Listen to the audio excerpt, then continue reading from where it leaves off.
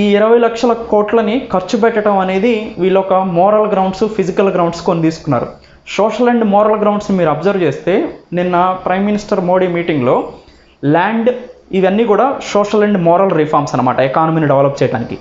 Land అంటే దీని అర్థం ఏంటంటే ల్యాండ్కి సంబంధించి ఆల్రెడీ సెంట్రల్ గవర్నమెంట్ దగ్గర, పబ్లిక్ సెక్టార్ యూనిట్స్ దగ్గర హ్యూజ్ ల్యాండ్ ఉన్నాయి.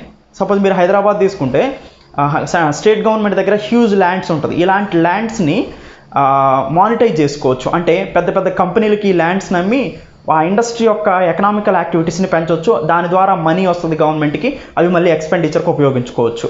తర్వాత లాస్ గురించి మాట్లాడారు. అంటే కొన్ని ఎకానమీ డెవలప్ కావటానికి అవసరమైన లాస్ని పార్లమెంట్ తీసుకొచ్చే అవకాశం ఉంది. సో ల్యాండ్, లా, లేబర్. ఇప్పుడు మేజర్గా లేబర్ మైగ్రేషన్స్ మనం చూస్తున్నాం. సో రేపు అర్బన్ ఏరియాస్లో హ్యూజ్ డెఫిసిట్ రావచ్చు లేబర్స్కి. ఎందుకంటే ఆల్రెడీ ఇప్పుడు అందరూ రూరల్కి మైగ్రేట్ అయిపోతున్నారు. ఒకప్పుడు అర్బనైజేషన్ పేరుతో రూరల్ నుంచి అర్బన్కి వెళ్ళిన లేబరు ఇప్పుడు అర్బన్ నుంచి రూరల్కి మైగ్రేట్ అవుతున్నారు. సో అంటే ఫ్యూచర్లో అర్బన్లో లేబర్ షార్టేజ్ బాగా ఉంటుందని మనకు అర్థం అవుతుంది. ఇలా నడిచిపోయిన వాళ్ళు ఎవరో మళ్ళీ అర్బన్కి వెళ్తారని నేను అనుకోవట్లేదు. ఎందుకంటే వీళ్ళు కష్టాలు పడి నడిచి వెళ్తున్నారు కాబట్టి. సో లాక్డౌన్ అనౌన్స్ చేసే ముందే వీళ్ళ గురించి పట్టించుకోవాల్సింది, కానీ దురదృష్టవశాత్తు వీళ్ళ గురించి పట్టించుకోకపోవడం వల్ల అర్బన్లో రేపు లేబర్ షార్టేజ్ వచ్చే అవకాశం మనకి ఎక్కువగా కనిపిస్తుంది. దాంతోపాటుగా ల్యాండు, లేబరు, తర్వాత లాస్ గురించి మాట్లాడారు. తర్వాత లిక్విడిటీ గురించి మాట్లాడుతున్నారు. లిక్విడిటీ అంటే సింపుల్, బ్యాంక్స్ ద్వారా ఎంఎస్ఎంఈ సెక్టార్కి లిక్విడిటీని పెంచడం. ఇండియాలో మీరు తీసుకుంటే మైక్రో, స్మాల్, మీడియం ఎంటర్ప్రైజెస్. ఈ మైక్రో, స్మాల్, మీడియం ఎంటర్ప్రైజెస్ అనేది సూక్ష్మ, చిన్న, మధ్య తరహా పరిశ్రమలు. దాదాపుగా 70% ఉత్పత్తులని భారతదేశంలో ఈ ఎంఎస్ఎంఈ ద్వారానే ప్రొడ్యూస్ చేస్తున్నారు. ఈ ఎంఎస్ఎంఈలో పనిచేసే కార్మికులు కూడా చాలా ఎక్కువ మంది. అంటే దాదాపుగా మనకి జీడిపి కంట్రిబ్యూషన్ కూడా ఎంఎస్ఎంఈ సెక్టార్ ఎక్కువగా ఉండింది. ఉత్పత్తులు కూడా వీళ్ళు ఎక్కువ చేస్తున్నారు. ఎంఎస్ఎంఈస్ ఎక్కువగా ఉన్నాయి. అలాంటి ఎంఎస్ఎంఈస్ బాగా సఫర్ అయినాయి ఈ లాక్డౌన్ పీరియడ్లో. ఎందుకంటే ఆల్రెడీ జియో లాంటి సంస్థలు ఫారెన్ ఎఫ్డిఐ ద్వారా అవి తమ డెట్ క్రైసిస్ నుంచి బయటకు వస్తుంటే ఎంఎస్ఎంఈస్ మాత్రం డెట్ క్రైసిస్ నుంచి బయటకు వచ్చే పరిస్థితి కనిపించట్లేదు. దానికని గవర్నమెంట్ ఎంఎస్ఎంఈస్కి లిక్విడిటీ స్కీమ్స్ని అనౌన్స్ చేసి, అంటే ప్రధానమంత్రి ముద్రా యోజన కానీ లేదా అదర్ స్కీమ్స్ని తీసుకొచ్చి ముద్రా బ్యాంక్ ద్వారా కానీ ఈ ఎంఎస్ఎంఈస్కి లోన్స్ ఇవ్వటం ద్వారా తక్కువ ఇంట్రెస్ట్ రేట్కి అవి మళ్ళీ ఎకానమీ ప్రోగ్రెస్ని స్టార్ట్ చేస్తాయి. అవి స్టార్ట్ అవటం మొదలుపెట్టినాయి అంటే ఆటోమేటిక్గా ఎంప్లాయ్మెంట్ని, ఆల్రెడీ ఇంతకుముందు రూరల్ ఎంప్లాయీస్ ఎక్కువగా ఉంటారు, దాంట్లో రూరల్ ఎంప్లాయ్మెంట్ పెరుగుతుంది, దాంతోపాటు అర్బన్ ఎంప్లాయ్మెంట్ పెరుగుతుంది.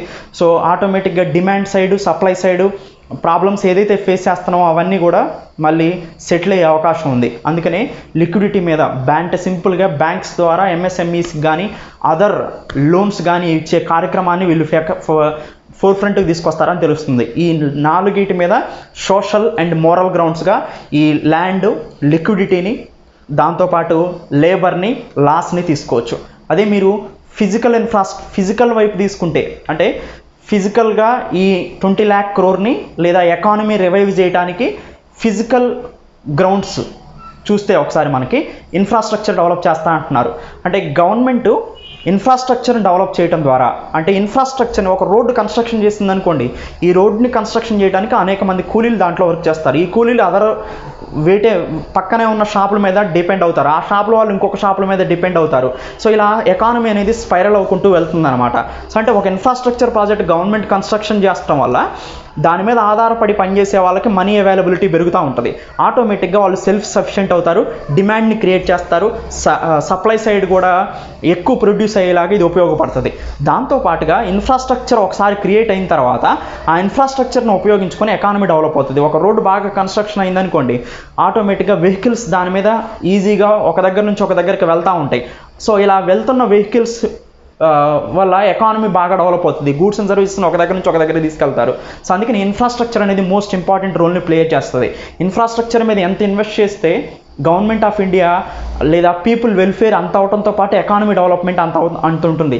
ప్రీవియస్ ఇన్స్టాంట్లో కూడా ఇన్ఫ్రాస్ట్రక్చర్ని 2030 కల్లా గవర్నమెంట్ 102 లక్షల కోట్లని ఖర్చు పెడతాం ఇన్ఫ్రాస్ట్రక్చర్ మీద అంటుంది. ఆ ఇన్ఫ్రాస్ట్రక్చర్ రోడ్లు నిర్మించడం కానీ, వైద్యశాలలు కట్టడం కానీ, ఎడ్యుకేషన్ని ఇంప్రూవ్ చేయడం కానీ, సైన్స్ అండ్ టెక్నాలజీని ఇంప్రూవ్ చేయడం కానీ, అది సోషల్ ఇన్ఫ్రాస్ట్రక్చర్ అవ్వచ్చు, ఫిజికల్ ఇన్ఫ్రాస్ట్రక్చర్ అవ్వచ్చు, ఇలాంటి ఇన్ఫ్రాస్ట్రక్చర్ మీద 102 లక్షల కోట్లు ఖర్చు పెడతామని ఇన్ఫ్రాస్ట్రక్చర్ పైప్ లైన్ ప్రాజెక్ట్తో గవర్నమెంట్ ఆఫ్ ఇండియా ముందుకు వచ్చింది. ఇది ఒక గ్రేట్ ఇనిషియేటివ్గా చెప్పుకోవచ్చు. సో అందుకనే ఇన్ఫ్రాస్ట్రక్చర్ అనేది ఎకానమీ డెవలప్ చేయడానికి ఫ్రంట్ రన్నర్లో ఉంది.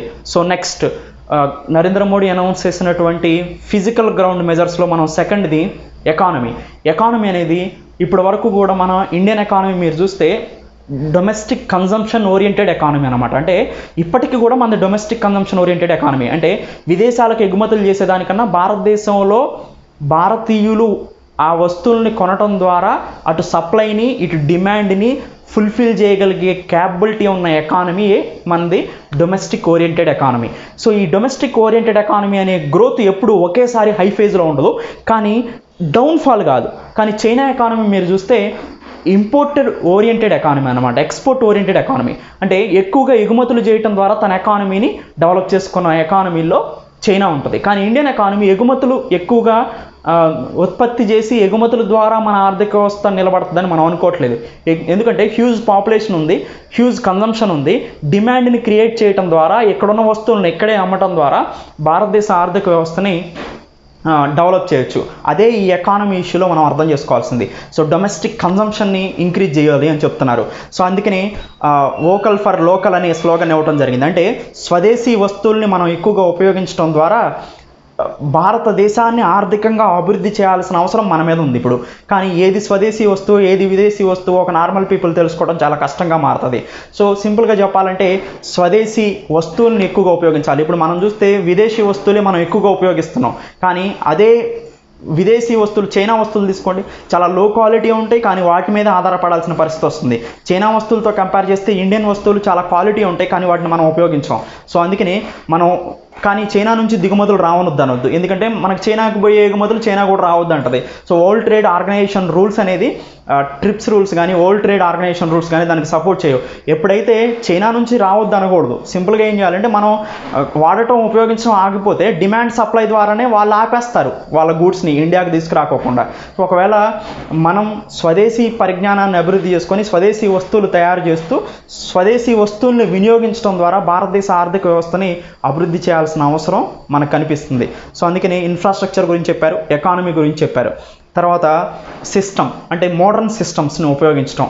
సో మోడర్నైజ్డ్గా ఈ సిస్టమ్స్ అన్నీ ఉంటాయి. అది సోషల్ సిస్టమ్ కావచ్చు, అడ్మినిస్ట్రేటివ్ సిస్టమ్ కావచ్చు, లేదా మనం వెళ్ళే అగ్రికల్చర్లో కానీ ఇండస్ట్రీలో కానీ సర్వీస్లో కానీ మోడర్నైజేషన్ని బాగా ఇంక్రీజ్ చేయడం ద్వారా సిస్టమ్స్లో మోడర్నైజేషన్ ఉండాలి.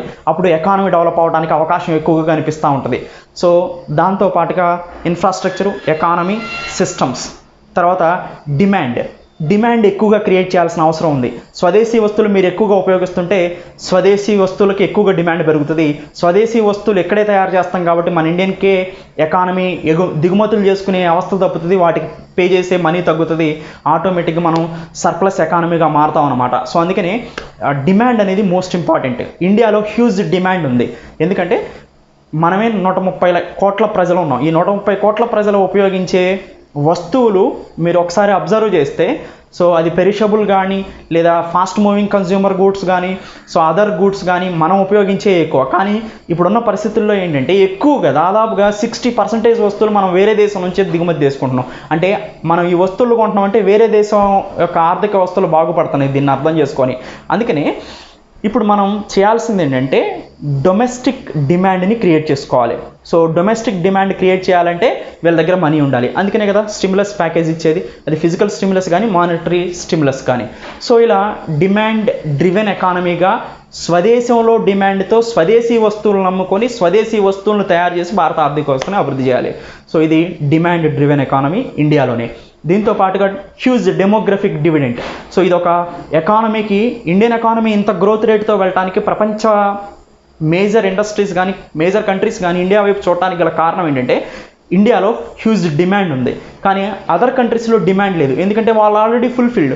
ఒక 100 ఇల్లు తీసుకున్నారంటే ఆ 100 ఇళ్ళలో సోఫా ఉందనుకోండి, సోఫా ఆల్రెడీ కొనుక్కున్నారు వాళ్ళు. కానీ సోఫాకి డిమాండ్ ఎక్కడ ఉంది? ఐకియా సోఫాకి ఇండియాలో డిమాండ్ ఉంటుంది. ఎందుకు ఉంటుంది? అందరికీ సోఫాలు లేవు కాబట్టి. ఫ్యూచర్లో సోఫాలు కొనేది ఎవరు? ఇండియన్సే కొంటారు, ఎందుకంటే అదర్ కంట్రీస్లో ఆల్రెడీ కొనేసుకున్నారు. సింపుల్ ఒక ఎగ్జాంపుల్ అర్థం కావడానికి ఇది చెప్పాను. అంటే ఇలా సోఫాల్ లాగానే అన్ని వస్తువులకి ఇండియాలో డిమాండ్ బాగా ఉంది, ఎందుకంటే ఫుల్ ఫ్లెడ్జ్డ్ డెవలపింగ్లోనే ఉంది కాబట్టి. సో అందుకని అన్ని కంట్రీస్కి సంబంధించిన ఇండస్ట్రీస్ మొత్తం కూడా ఇండియాకి రావడానికి ప్రయత్నం చేస్తున్నాయి. ఏషియా మార్కెట్లో బిగ్గెస్ట్ ఇండియా మార్కెట్ కాబట్టి ఇండియన్ మార్కెట్ని క్యాప్చర్ చేయడానికి అనేక కంపెనీలు వచ్చినాయి. ఆ అనేక కంపెనీలు రావటం వల్ల స్వదేశీ కంపెనీలు కనుమరుగవుతున్నాయి.